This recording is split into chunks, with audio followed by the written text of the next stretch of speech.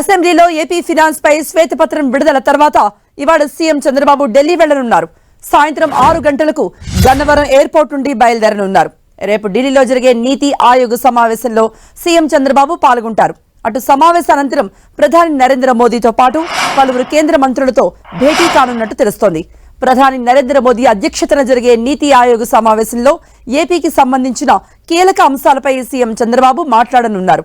ప్రధానంగా పోలవరం అంశాన్ని కేంద్ర పెద్దల ఎదుట ప్రస్తావించనున్నారు. కొత్త డయాఫ్రమ్ వాల్ నిర్మాణానికి నీతి ఆయోగ్ ముందు ప్రతిపాదనలు ఉంచబోతున్నారు. ప్రాజెక్ట్ ఎత్తు తగ్గించకుండా గతంలో నిర్దేశించిన మేరకే కట్టుబడి ఉండాలని ఏపీ కేబినెట్ సమావేశంలో తీర్మానించిన అంశాన్ని కూడా ఆయన కేంద్రానికి వివరించనున్నారు.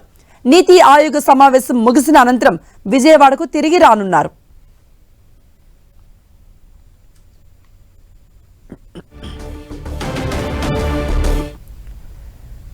సో ఈ రోజు కూడా ఏపీ అసెంబ్లీ కొనసాగబోతోంది. మరిన్ని శ్వేతపత్రాలను కూడా విడుదల చేస్తారన్నట్టు సమాచారం కూడా మనకు అందుతూ ఉంది. మరోవైపు ఢిల్లీ వెళ్లబోతున్నారు నీతి ఆయోగ్ సమావేశానికి. సో ఈ ఓవరాల్ అప్డేట్స్ అన్ని ఇవ్వడానికి లైవ్ లో జాయిన్ అయ్యారు మా ప్రతినిధి రవిచంద్. నీతి ఆయోగ్ సమావేశం తర్వాత ప్రధాని మోదీతో పాటు ఇతర కేంద్ర మంత్రులను ఎవరెవరిని కలవబోతున్నారు, ఏ అంశాన్ని రాష్ట్రానికి సంబంధించి ప్రస్తావించబోతున్నారు?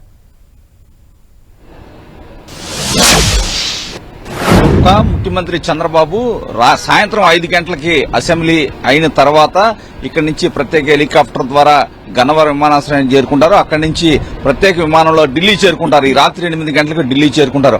అయితే రేపు కీలకమైన నీతి ఆయోగ్ సమావేశం ఉంది. ఆ సమావేశానికి ప్రధానమంత్రి కూడా హాజరవుతారు. అదే సందర్భంలో పలువురు మంత్రులు కూడా అక్కడే ఉంటారు. రాష్ట్రానికి సంబంధించిన జీవనాడైన పోలవరం సంబంధించిన కీలక సమాచారాన్ని అయితే నీతి ఆయోగ్ లో చంద్రబాబు ఇవ్వబోతున్నారు. ఎందుకంటే నిన్నే కేబినెట్ సమావేశం జరిగింది. ఆ కేబినెట్ సమావేశంలో కూడా ఏదైతే పోలవరానికి సంబంధించి డయాఫ్రామ్ వాల్ మొత్తం కూడా దెబ్బతిందని విదేశీ నిపుణులు ఒక రిపోర్ట్ ఇచ్చారు. అది మొత్తం కూడా 4 గోడలుగా నిర్మించాల్సిన అవసరం ఉంది. 1300 కోట్లు ఖర్చు అయ్యే అవకాశం ఉంది. ఇదంతా కూడా గత ప్రభుత్వ నిర్వాహకం వల్ల జరిగిందని ఇప్పుడు ప్రభుత్వం ఆరోపిస్తుంది. ఈ నేపథ్యంలో ఇవన్నీ కూడా వాస్తవ రూపం అంతా కూడా ఢిల్లీలో నీతి ఆయోగ్ సమావేశంలో చంద్రబాబు వారితో పెద్దలతో చర్చించనున్నారు. ముఖ్యంగా నిన్న కేబినెట్ లో కూడా ఏదైతే హైట్ కి సంబంధించి కూడా ప్రధానంగా చర్చ జరిగింది. ఏదైతే ఆ హైట్ కి తగ్గించి కట్టేది లేదో హైట్ తో ఎప్పుడో గతంలో నిర్దేశించిన హైట్ ప్రకారమే పోలవరం నిర్మిస్తామని చెప్పి ఒక తీర్మానం కూడా కేబినెట్ లో చేశారు. అదంతా కూడా నీతి ఆయోగ్ లో ఆ తీర్మానాన్ని కూడా ఉంచబోతున్నారు చంద్రబాబు. నీతి ఆయోగ్ లో ప్రధానమంత్రి కూడా ఉంటారు కాబట్టి ఆంధ్రప్రదేశ్ ఆర్థిక పరిస్థితిపై ఇప్పటికే అనేక ఇబ్బందికర పరిస్థితులు ఉన్నాయి. గత కొంతకాలంగా కూడా శ్వేతపత్రాల రూపంలో గత ప్రభుత్వంలో జరిగిన విధ్వంసాలు మొత్తం కూడా ఈ ప్రభుత్వం అయితే బయటపడుతుంది. ఈ రోజు కూడా ఆంధ్రప్రదేశ్ అసెంబ్లీలో ముఖ్యమంత్రి చంద్రబాబు ఆర్థిక అంశాలు ఏదైతే ఫైనాన్షియల్ ఇబ్బందులు ఏవైతే ఉన్నాయో గత ప్రభుత్వంలో ఏ విధంగా వైలేట్ చేశారో అవన్నీ కూడా దాదాపు 12 లక్షల కోట్ల రూపాయల అప్పులు చేశారని చెప్పి ఆరోపిస్తున్నారు. నేపథ్యంలో ఇవన్నీ కూడా ఆర్థిక అవకతవకలకు సంబంధించి ఈ రోజు అసెంబ్లీలో ఒక వైట్ పేపర్ పెట్టబోతున్నారు. మొత్తం కూడా ఏదైతే ఈ ప్రభుత్వం వచ్చిన తర్వాత పెట్టిన వైట్ పేపర్లు అన్నింటినీ కూడా నీతి ఆయోగ్ లో కూడా ఉంచబోతున్నారు.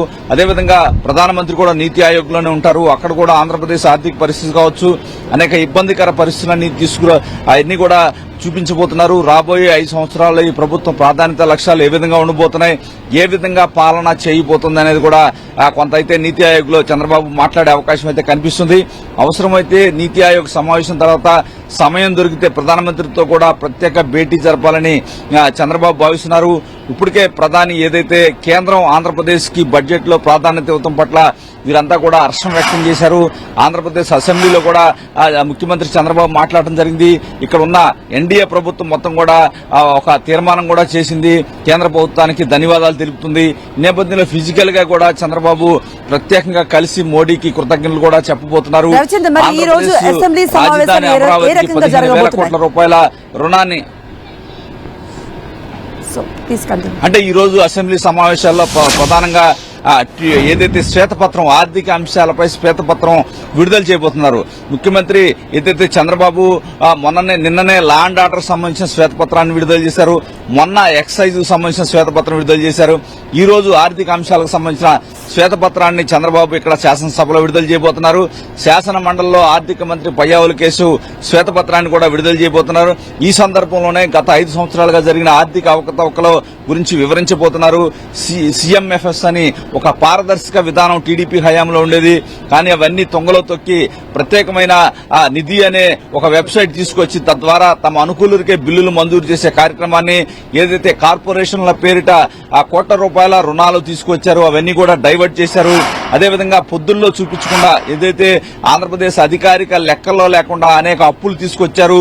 ఏదైతే ఎక్సైజ్ డిపార్ట్మెంట్ లో ఎస్క్రో అకౌంట్ తీసుకొచ్చి రాబోయే 25 సంవత్సరాల పాటు వచ్చే ఆదాయాన్ని కూడా ఎస్క్రో అకౌంట్ ద్వారా ఆ బ్యాంకులకు వెళ్లే విధంగా కూడా ఒక ఏదైతే అసెంబ్లీకి సంబంధం లేకుండా ఒక చట్టం లేకుండా అనేక ఆర్థిక అవకతవకలు తీసుకొచ్చారని చెప్తున్నారు. ఇవన్నీ కూడా శాసనసభలో చర్చించబోతున్నారు. అదేవిధంగా గత ప్రభుత్వ హయాంలో టిట్కో గృహాలకు సంబంధించిన అవకతవకలపై కూడా లఘు చర్చ ఉంది. అదేవిధంగా ఈ మధ్య కాలంలో జరిగిన వర్షాల వల్ల దెబ్బతిన్న పంటల గురించి కూడా ఈ రోజు రూల్ 244 ప్రకారం కూడా ఆ సభలో చర్చించాలని టీడీపీ సభ్యులు నోటీస్ ఇచ్చారు. దాన్ని కూడా వెలవ్ చేయబోతున్నారు. దాదాపు 4 గంటల పాటు ఈ రోజు సభ జరిగే అవకాశం ఉంది. తదనంతరం సభ నిరవధికంగా వాయిదా పడుతుంది. ఏదైతే చంద్రబాబు మాత్రం 4 తర్వాత 5 గంటలకి ఇక్కడి నుంచి హెలికాప్టర్ లో గన్నవరం వెళ్తారో అక్కడి నుంచి ఢిల్లీ బయలుదేరి ముఖ్యమంత్రి చంద్రబాబు వెళ్లబోతున్నారు. కృప. ఓకే రవిచంద్.